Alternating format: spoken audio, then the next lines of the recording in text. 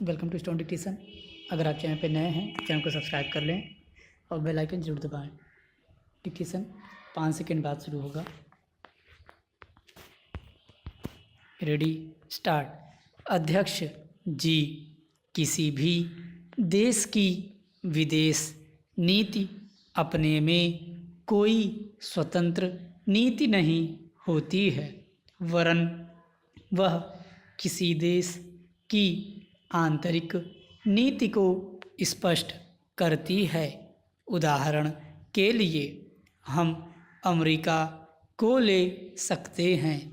उसने अपने यहाँ अधिक अन्न पैदा किया और जब उसके पास फालतू बच गया तब वह अपने बकाया अनाज की बिक्री के लिए ऐसे देशों की तलाश करने लगा जो उधार पर माल ले सकते हों, किंतु हमारी आंतरिक नीति ने यह तय किया कि खर्चीले ढंग से सरकार चलाएंगी और स्वदेश मुद्रा की कोई राशि हमारे पास नहीं बचेगी।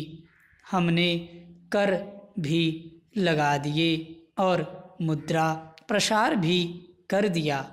कुछ संकट पड़ने के बाद इस बात की आवश्यकता को नहीं समझा कि उस पैसे का कहीं अन्यत्र उपयोग कर सकें। श्रीमान, मुझे माननीय प्रधानमंत्री जी के इस कथन पर दुख होता है कि दुनिया के अमीर और गरीब देशों का अंतर लगातार बढ़ता जा रहा है। मैं उनसे यह पूछना चाहती हूँ कि भारत की विदेश नीति ने उस अंतर को घटाने की क्या कोशिश की है?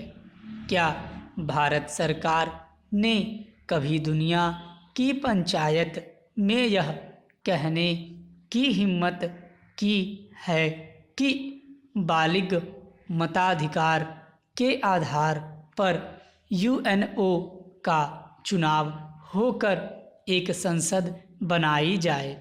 और क्या आप में यह देखने की हिम्मत है कि फौज के हिसाब से कर लगा कर एक विकास का खाता खोल दिया जाए?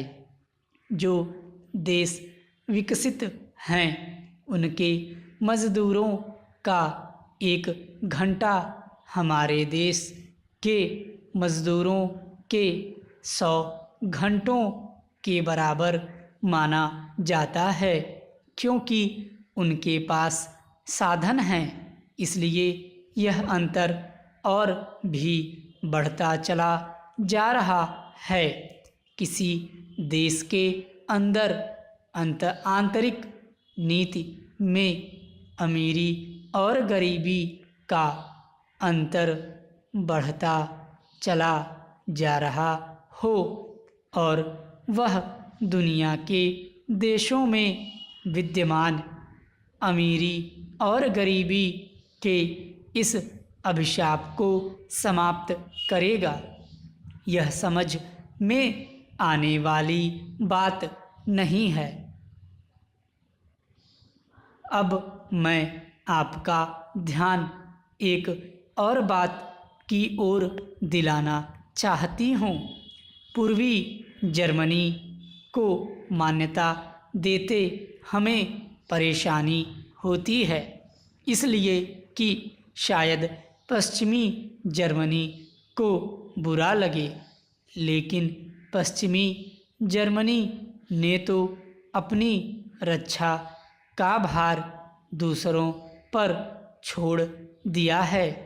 उसने अपनी पूरी शक्ति इस बात पर लगा दी है कि अधिक से अधिक उत्पादन किया जाए आपने जो समय दिया उसके लिए मैं आभार प्रदर्शन करता हूँ और आपका धन्यवाद करता हूँ। स्टॉप।